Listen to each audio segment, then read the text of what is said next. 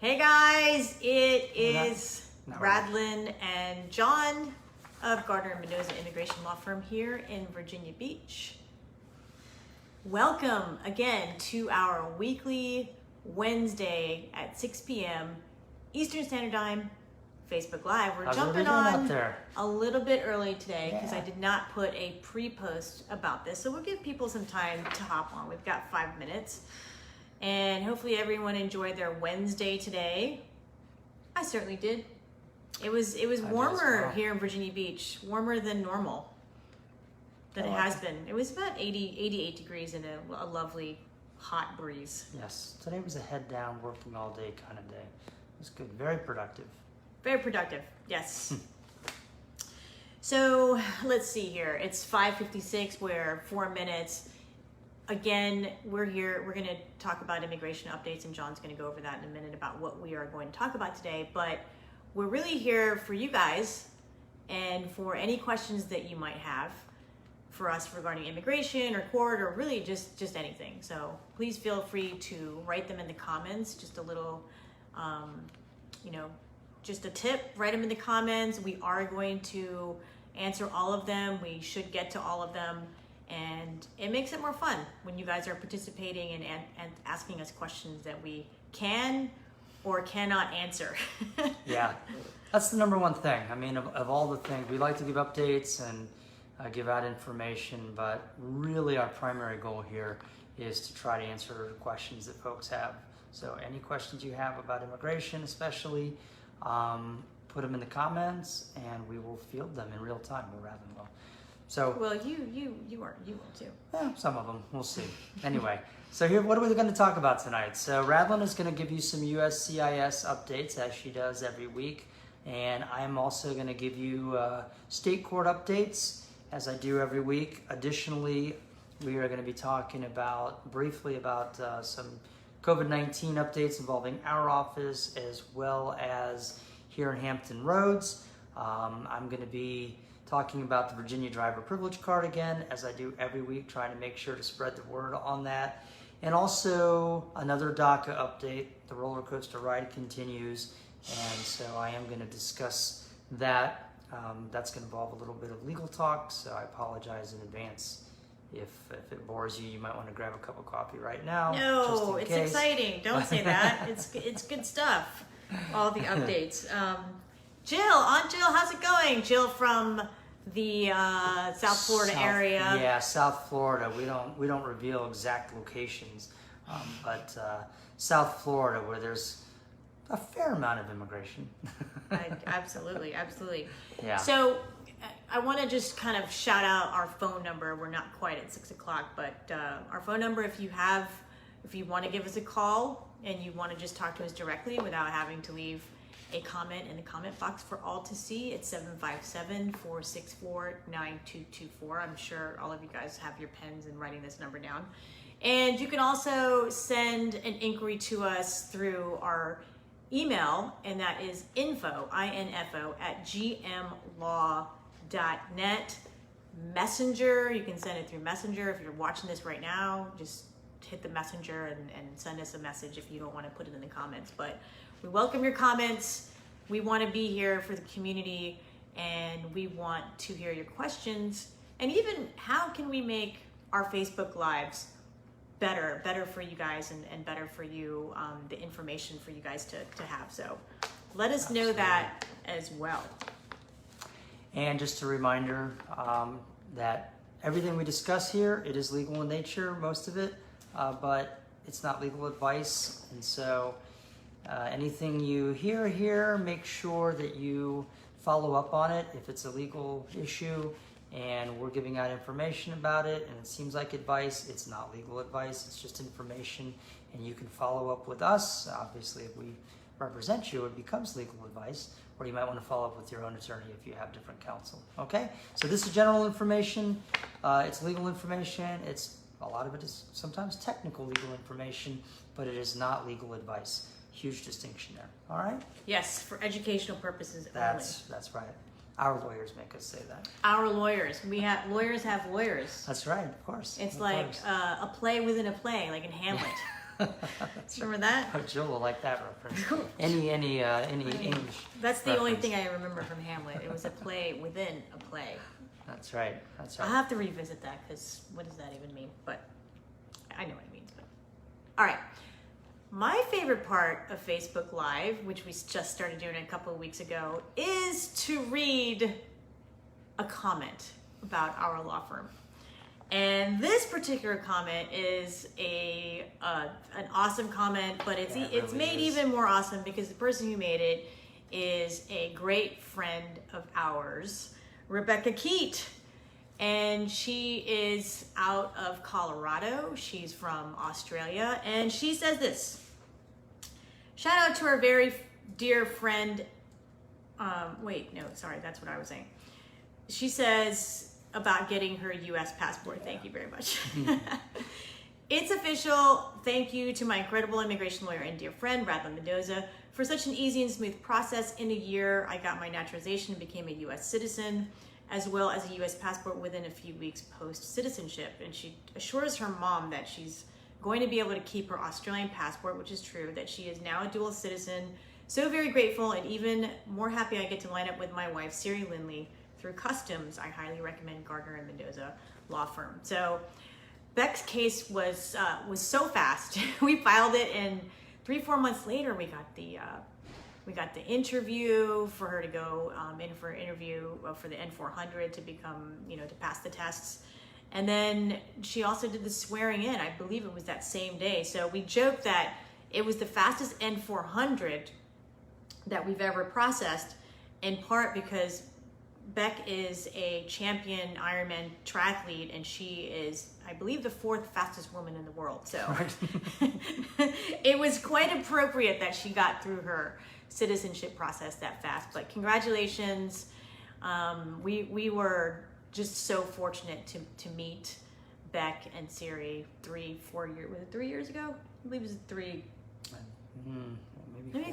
Maybe 4 years ago, and they are dear friends. Yeah, they're we great. Actually, they invited us to do their triathlon camp in Boulder, Colorado 3 years ago when John and I were training for a triathlon. And that was really interesting. A lot of fun. It was so much fun. We were way out of our league, but it was way fun. out of our league. We were kind of more like journalists observing. Right. We were like the embedded journalists that were there. But we were actually participating as well. I mean, we knew it was bad when Beck told Karen, one of the other coaches, like, Karen, get John and Radlin out of the water. We're going to drown. Anyway, all right. Well, I had run a marathon at that point, and I was training for a second marathon. And then I started doing some Google searching, and I was just shocked when I saw that, Beck's time just on the marathon portion of the Ironman. I literally, my jaw dropped. I was like, that's impossible. There's no way a human being could run that fast after having done all the swimming and then 112 or 14, whatever miles on the bike to get off and then run a marathon in that time. That's impossible. But yes, let's be clear. It's not impossible. She did it. Not impossible. John and I have done a triathlon, but we are not triathletes. No, not even. All right. Anyway, thank you again. So thank you, Beck. So go ahead and give the court update, honey. I mean, right. Law partner. Yeah, that's right. We gotta be professional here. Yes. So I've been back on the courthouse tour. I'm back in court almost every day. Now all the courthouses, for the most part, are open. That's the update. It has been for a couple of weeks now. Since they've been open, I've been in Norfolk, I've been in Virginia Beach, I've been in Chesapeake, I've been in Newport News, I've been in Sussex County, Isle of Wight, and it's a lot of places. That's it so far. And then I'll be back to Virginia Beach tomorrow. But in any event, the bottom line is most courts are open again. So if you have a case that's been pending that maybe got continued several times because of the coronavirus, make sure you get that paperwork out, follow up with your attorney or the court. Make sure you find out when your court date is. You should have received written notice in the mail from the court regarding your new court date. Don't count on that, okay? make sure. You've got a responsibility to find out when your court date is, and so make sure you do it, all right? Couple things. Number one, you will need a mask. Everywhere you go to go into court, you are going to have a mask to go in. Some of the courts are taking temperatures. Some are just asking you some general questions about your health. Out in Sussex County, they've got this super high-tech machine that did like a full thermal body scan. I was impressed that they had that out there, but in any event, you can be asked questions, maybe have your temperature taken. Just make sure you have a mask. And don't worry, I mean, in the courthouse, everything's really spaced out. It's every other row. They've got X's marked where you can sit. Everybody's very spread out. Everyone's wearing a mask, and so you don't need to be freaked out about anything going there. Okay? So that's my court update for you. The mask is the main thing, because I have seen people a couple times show up, they don't have a mask, and they're just like, well, I need a mask, and the court's like, well, we don't have a mask for you. You're going to need to go get one. All right? So make sure you have that. All right? Yes, we have to have the new normal of keeping a mask on us in the car, in the purse, in the back pocket. Yeah, for sure. So what's going on with USCIS? USCIS, before you get into DACA. Yeah. Great news for now. The furloughs for the 13,000 plus USCIS employees have been pushed back to August the 30th. And I appreciate everybody, when this news comes out, we just have a great community. Some of our clients email us the news stories. One of my colleagues also sent me a message that this was happening, that it was getting pushed back to August 30th. So that is great news for the employees. It's good news for our clients and us, so that cases continue to get processed 100% fully. And we just hope that something changes and that all these folks do not get furloughed, because as I've mentioned before, a lot of the people at our local USCIS office, I've known for 20 years, because I've been going there for 20 years, and they've become close colleagues and friends, and it's just a really uncertain time for them as well. Not just our clients, but right. the folks on the other side. And these are good people. They're trying to do the right thing. They're doing their jobs. For the most part, they're looking at a case and they're trying to give the benefit. They want to give the benefit. And so I feel for them with this uncertainty just as much as I feel for our clients. So that's very, very good news. August 30th, we'll keep you posted on that, because if furloughs do happen, then things such as time frames and processing times are going to change for our clients, unfortunately, and get longer. But we will keep you posted on that. All right. Okay, so this is let's turn our attention now. Here's a little bit of legal talk, and let's turn our attention. Make sure that we get this all correct here.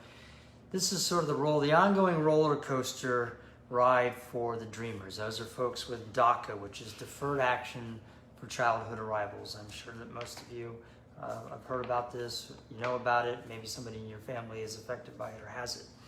So you may recall, just a little background here, that last month the U.S. Supreme Court rejected the Trump administration's plan to end DACA. All right, the administration had put a plan in place that was basically going to start to slowly unwind DACA. Folks sued or went through the court system, and the Supreme Court ultimately put an end to that. And they said that the administration did have the legal authority to end DACA, that there wasn't a whole lot of question about that, but they said that the administration did not comply with the Administration Procedures Act, the APA. And because they had not complied properly with the APA, the court concluded that the DACA could not be shut down the way the Trump administration had planned on going about doing it. So that's where it stood after that case. The administration initially said, okay, fair enough, we're going to tweak it, we're going to refile it, and everyone anticipated that would have happened several weeks ago, and it would already be on a fast track back to the Supreme Court. But that hasn't happened. Apparently, the administration is rethinking this strategy, because they announced yesterday that they are going to take the whole matter under review, and they anticipate that this review period will last somewhere between 60 and 100 days. Now, the stated reason for the review, they said, was to ensure that the legal justifications for rescinding DACA do comply properly with the APA. So that's not good, right? That's well, it's I don't know. It's hard to say at this point. I mean, it's good, I suppose, on the one hand, that they didn't immediately refile. Okay. Yes. So, yes. Think on the bright side. But maybe it's bad, because maybe if they had refiled quickly, they would have also lost again, and the whole thing would go slower. I don't know. It's hard to really say at this point. But bottom line is, they're taking a review period. They say 60 to 100 days. Again, my gut is telling me that it's going to be closer to the 100 days. And I think part of that is because this is an opportunity to punt this issue, because in 100 days, guess what will be passed already? The election. So this is a way for the administration, I think, to maybe hit the brakes, slow down a little bit, punt this whole thing, and it probably won't have to make a decision about it until after the election, if they're still there, and if they're not, then it becomes a question whether they even pursue it after the election, but before the new administration comes in, if that's what happens. All of that remains to be seen, but for now, what they said is that they will not accept new DACA applications while the review takes place, but that the Dreamers whose protections are set to expire will be able to renew their status for 1 year. Now, this is instead of the normal 2 years that they had been doing. So they said that they can, if you have DACA right now, if you're a DACA recipient, you're a Dreamer right now, then you can renew, and you'll be able to renew for 1 year. But they said they're not going to be accepting new DACA applications. However, hold on. This twists and turns. This thing has been going on for a long time now. A federal judge ruled last week that the administration has to resume accepting new applications for DACA in light of the Supreme Court's decision. The administration says, not going to do it. Not going to happen. And additionally, they said that the Dreamers are not going to be able to travel outside of the U.S. except through advanced parole in exceptional circumstances. So you've got the Supreme Court saying, nope, you can't cancel DACA because you didn't do it the right way. You've got the administration saying, okay, we're going to review this whole thing, and here's what we're going to do while we're reviewing it. We've got a federal judge saying, no, that's not what you can do during the period of the review, because the Supreme Court said it's all full in effect right now, and you've got the administration saying, well, that's what we're going to do. Sue us, okay?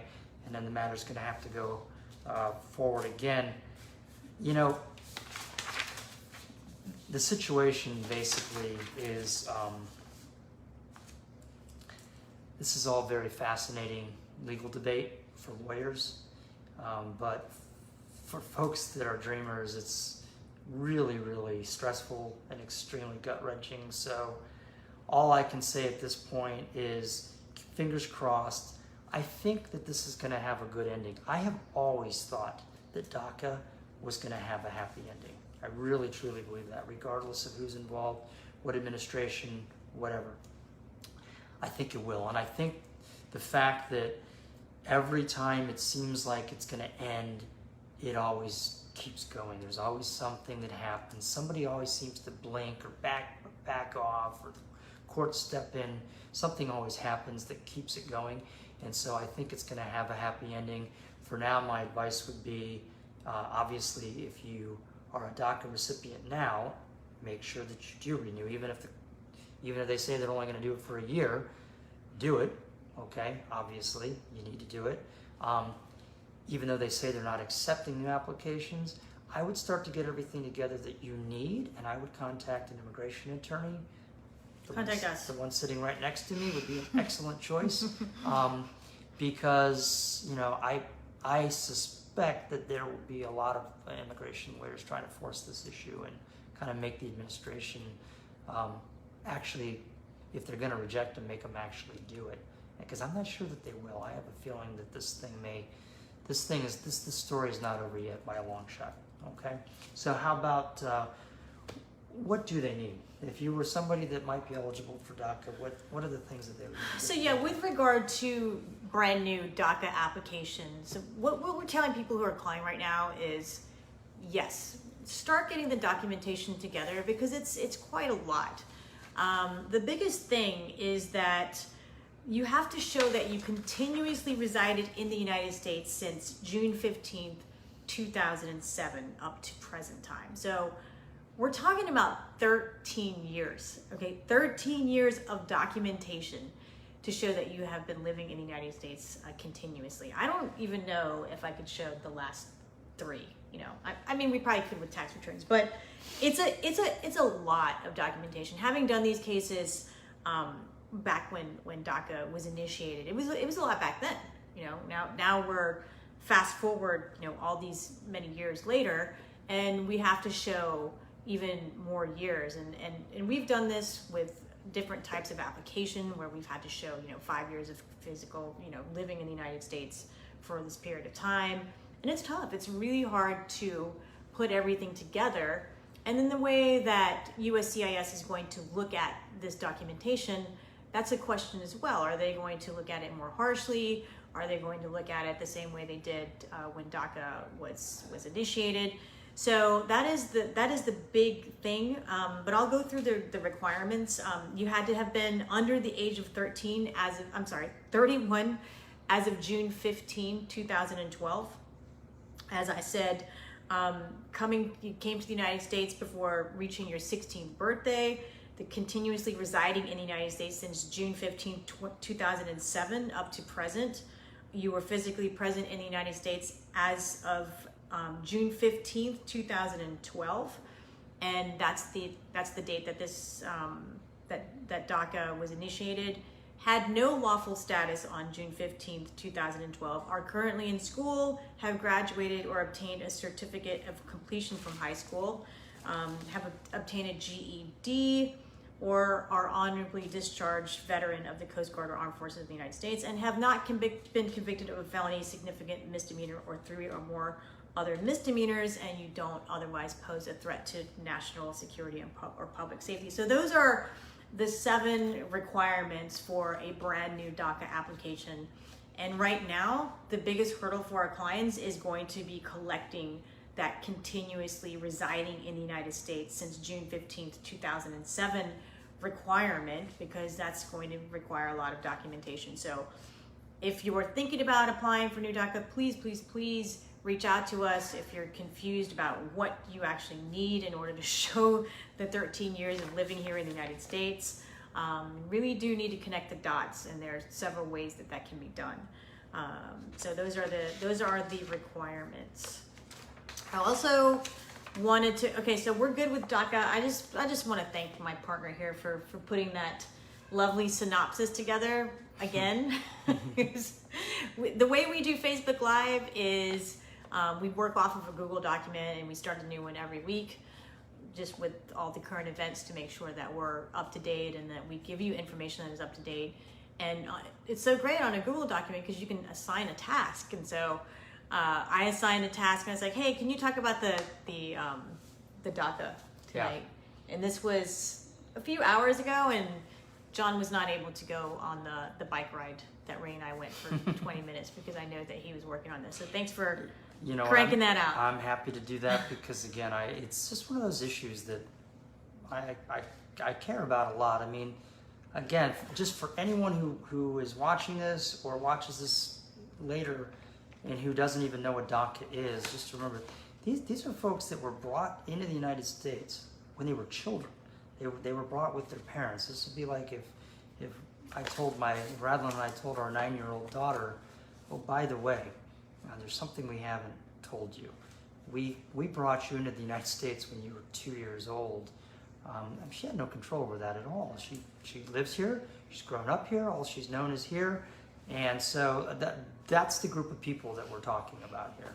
All right. Right, and we really feel for the dreamers. I mean, an even better example, I think, is if we told our daughter, 16-year-old daughter, almost 17-year-old daughter, hey, you can't get a driver's license. you really can't get a job because you don't have a social security number. And when you fill out that I-9 form, you're going to have to state what you are, whether you're a permanent resident of the United States. And, we've actually had some DACA applicants when they were 16 and they're able to get a job. They've falsely claimed that they're a U.S. citizen because they thought they were a U.S. citizen this whole time. When you're brought into the United States as a baby, and your parents don't tell you, because who wants to have that conversation?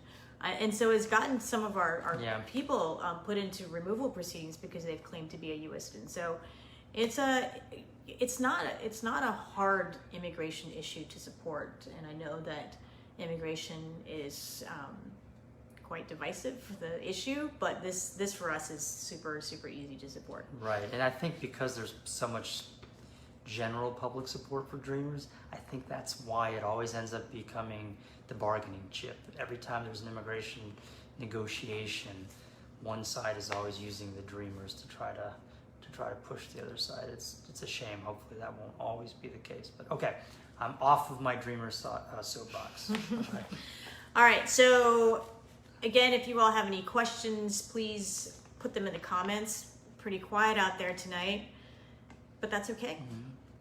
It's middle of summer. It's warm. It's two lawyers here. I mean, we can talk pretty much forever, which is... Yeah, exactly. Exactly. People want to be surfing that wave back there. Yeah, the iconic Japanese... Great Wave? Great Wave. The Great Wave. The Great Wave. That's right. That's right. All right. As a quick reminder, again, I know I say this every single week. If you have gotten a request from USCIS, most likely you have additional time to respond to it. If you receive that request for evidence, or if it's a continuance for an N-400 request, and you got that in between the dates of March 1st and September 11th of 2020, so again, September 11th of 2020 is in the future, but you have 60 days to respond, an additional 60 days to respond to that.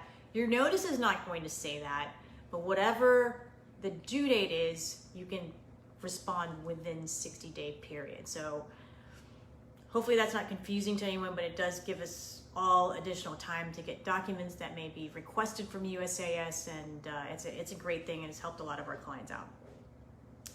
If you are in removal proceedings and you're unsure of when your court date is, I wanted to again throw out the number so you can call in and see when your court date is if you're not sure about that. So that is 1-800-898-7180, and you hit 1 and you put your A number in, and I believe it's 3, and then it'll give you your court date. So 1-800-898-7180 is the number you can call if you're unsure about when your court date is. If you're confused about that or you're having issues, let us know and we'll help you figure it out. And if you have an immigration attorney, of course, your immigration attorney will also do that as well. So good news, we are starting to see interview notices other than the N-400s for our local immigration office. So we have got some interviews coming up at the end of August for I-485, so the green card application. So if you have filed a green card application and it's supposed to end up in the Norfolk office, then the good news is that we're starting to see the interview notices. So that's awesome, and we're super excited about that. Our clients are excited about that as well, because it's just conclusion. You know, there's been so much uncertainty for our clients and our community, and it's just going to be conclusion, closure of the case, and of course receiving the benefit, which is lawful permanent resident status. So we're super pumped up about that. Yeah, limbo's a hard place to be. Absolutely. It really is. Hey, our old roomie's on. Yeah. Hey, Lin. How's it going? You're making chicken wings tonight? Yes, our old roomie. All right, so last week on Facebook Live, we talked about a backlog of printing green cards and EADs, which are employment authorization documents, also known as the work permit. So USCIS was looking at like a 50,000 card backlog. Happy to report that we're not seeing that yet. Gardner Mendoza we have been getting work permits in the mail for our clients and lawful permanent resident cards, and so we'll let you know if we get a notification that the green card has been approved or the work authorization has been approved and it's just not arriving in our office. So we'll keep you posted on that for sure. All right, so let's see here. You want to do the... Now, let me go ahead and just finish this up. I was going to let you talk a little bit, but let me go ahead and finish this up. That we've spoken about Trump's presidential proclamations regarding suspending employment-based immigrant and non-immigrant visas. And I just wanted to mention that the Chamber of Commerce, the National Association of Manufacturers, the National Retail Federation, Technic, and Intrax have, last week I believe, recently filed a lawsuit against the administration stating that the suspension of the non-immigrant visas for H-1Bs, Ls, for example, is inflicting severe economic harm on a wide range of American businesses across all economic sectors. The proclamation is unlawful. It exceeds the statutory and constitutional authority of the executive, and thus the federal departments and officials involved may not lawfully implement or enforce it. So this is, who knows where this will go, but hopefully it will at least, perhaps stop the administration from doing this for now until it's sorted out in court. But again, these suspensions are through December 31st of 2020. So, I mean, we've worked on H-1Bs and we've worked on L-1As, intercompany transfer cases. We worked on PERMs on the immigrant side. And to go through all of this and then to have it just kind of clogged up abroad is really just devastation. I mean, it's devastation for our employer, client, it's a devastation for the beneficiary. And so there's a lawsuit, yay, lawyers, right? And we'll see what happens. Of course, we're gonna keep you all posted. That's what these weekly lives are. And hopefully that actually stops this from happening and maybe the suspension will be lifted. All right. All right. So, we can't go a week or a Facebook Live without talking about some COVID-19 updates. This is just the issue that keeps the new normal. On going. Yeah. New normal. Just very briefly, we wanted to remind you that we are still doing everything virtually. So if you want to make an appointment with us, everything that we're doing right now is going to be through Zoom and through phone calls. And I promise you, as I do every week, that we can provide every bit of service that you could possibly need through Zoom, through phone calls. We have clients all over the world, and we have for 20 years. So this is nothing new to us, working out of our office and having our clients somewhere else. That's something we've been doing for years and years and years. So it doesn't change a thing for us, okay? So we can completely provide everything that you need through Zoom, through scanning documents, even signing documents through DocuSign.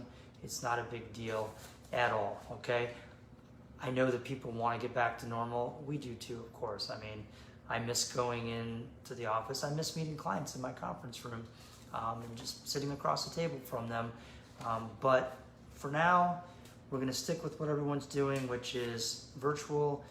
Even all the schools in Virginia Beach announced yesterday that they're going to be virtual for the first semester in the fall. So it is what it is, but don't let it deter you from going forward with your case. If you need to go forward with your case, if you want to go forward with your case, if you need an immigration lawyer or any attorney or anything for that matter involving our law firm, please don't hesitate because of coronavirus, okay? We've been pretty much unaffected by it in terms of our business, okay? Right, in terms of serving our clients. And so maybe some of you all are not super tech, if you're here, you're fairly tech savvy, right? Sure. But when I do a Zoom, for example, and my client has not, or the person who's in the consultation, not a potential client, they haven't uploaded their documents. So I'll take a look at the documents. I'll hold it up to the camera. A passport, for example, I did this for, as well as a lawful permanent resident card, and I'll take a screenshot of it. And so it works. I agree with John. I do miss seeing our clients in the conference room. We miss the food that our clients bring us to just drop in. Right. We miss the drop-ins. We miss people just coming in to say hi and inquiring about their case. But we're just trying to make it safe for everyone. And I know there's a lot of controversy out there about in-person meetings, masks, and all that. We're not trying to get into that. We just want to make it as safe as possible for our team and make them comfortable, because without our team, we don't have anything, right? And also for our clients, and I know that a lot of our clients appreciate being able to reach out to us virtually. So we appreciate your patience, and we really appreciate, for those of you like, oh, I really want to see the attorney in person, we really appreciate you guys, going with the Zoom appointment. I know the face-to-face is, it is definitely very powerful, but we can do it just as well through Zoom, as John said. Yeah. I like to repeat everything John says. So. I mean, if you really want to be face-to-face with the lawyer, then you're going to have to be in court. It's not worth it. You don't want to go break the law just so you can have a face-to-face interaction. That's right. With the lawyer. Absolutely not. Not a good move. All right. So that's the update with our office regarding COVID-19. Also, if anyone missed it, yesterday, Governor Northam announced the new rules for Hampton Roads and for the peninsula, and the new restrictions are expected to remain in place for probably at least 2 to 3 weeks, and they are as follows. 1, restaurants will have to stop selling alcohol on the premises at 10 p.m., and they have to close at midnight starting this Friday. Restaurants, food courts, breweries, wineries, and distilleries will also have to limit the number of patrons allowed for indoor dining to 50% capacity, and all public and private social gatherings will also be reduced from 250 people back down to 50.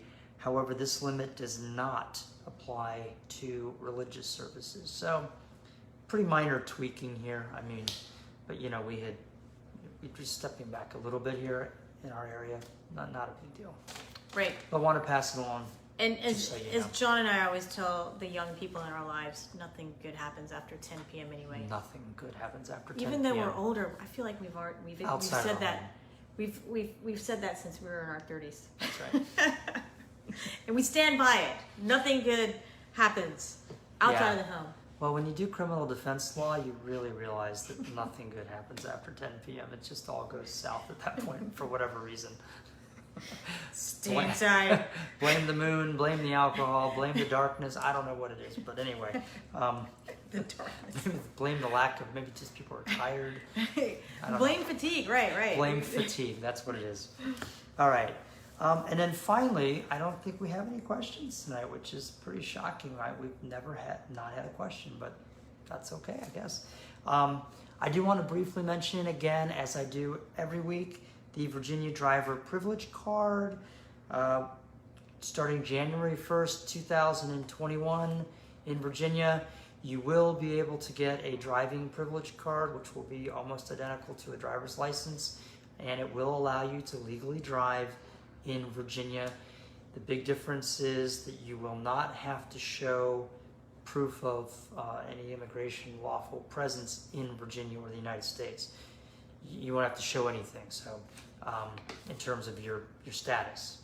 All you'll have to show is that you are in compliance with the insurance laws, and you have to be able to pass the Virginia driving test. And if you can do those things, then you are going to be eligible for a Virginia driving privilege card. Oh, I'm sorry. And one other thing, you're going to also have to show that you reported income from a Virginia source on a tax return in the prior 12 months. So filed your taxes, pass the driving test, and you have insurance, and you're going to be good to go.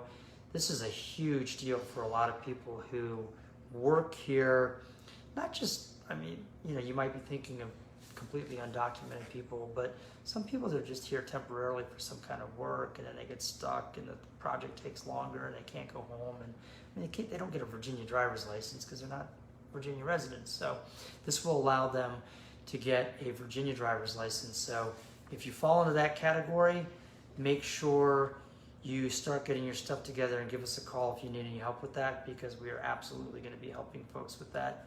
It starts January 1st, 2021. So start getting your documents. The tax thing is going to be, and the insurance are going to be the two main things that you're going to need to be able to find. I'm confident all of you will be able to pass the Virginia driving test. Yes, and if you haven't filed taxes, it all is going to start with the ITIN. So we will assist you with that. We will help you with the taxes, and as they say, soup to nuts. That's what Killam, one of our lawyer friends, always says, soup to nuts. I never really understood that, but yeah. Well, have we figured that soup to nuts phrase out? I don't know. Should we Google it real quick? Nah, it's fine. It's just, you know, the whole kitchen sink from start to finish, from beginning to end. Who eats nuts at the end of dinner? Nuts. I don't know. Calvin does, I guess. Soup to nuts. Like soup to espresso probably would be a bit. Anyway. I'm sure my Aunt Jill knows. We'll be happy to help you soup to espresso. Jill, you can help us. Text me later. I know you know everything, so, you know, let me know. Erin, how's it going, Erin? Erin, our friend in Colorado, and she does family estate planning as well as immigration law. So, hey, Erin, thanks for joining us. If you want to come on camera, give us a thumbs up. If you want to come on camera, we'll have people ask you some estate questions or immigration questions, actually. All right, I think that is all. If there are no questions, and yes, I am surprised there are no questions tonight. But maybe you're all going to send us an email at info@gmlaw.net. That's right. Because you were too shy to ask a question in the comments. You could also give us a call at 757-464-9224. Again, that's info@gmlaw.net. So send us a question if you don't want to ask on the comments, and we will be back Wednesday, will we not? That's right. Next Wednesday, God willing. And we appreciate everyone coming on, and we appreciate you guys watching our Facebook Live. And if you think that this information, as I always say, can help someone, please share it, and please have them tune in to our weekly Facebook Live. Yeah, absolutely. But for now, we're double thumbs up. That's right, double thumbs up. And Jill, I'll look for that info on Hamlet and soup to nuts and all things literature. Yeah, we had a lot of literature and art talk today. So That's John's right. going to hit that finish button. All right, guys. And because we lost the remote control. Yeah, we did. All right, I'm going to do it so that you can't tell when I'm moving now, like a professional. All right, y'all. Have a great night. Take care. Bye.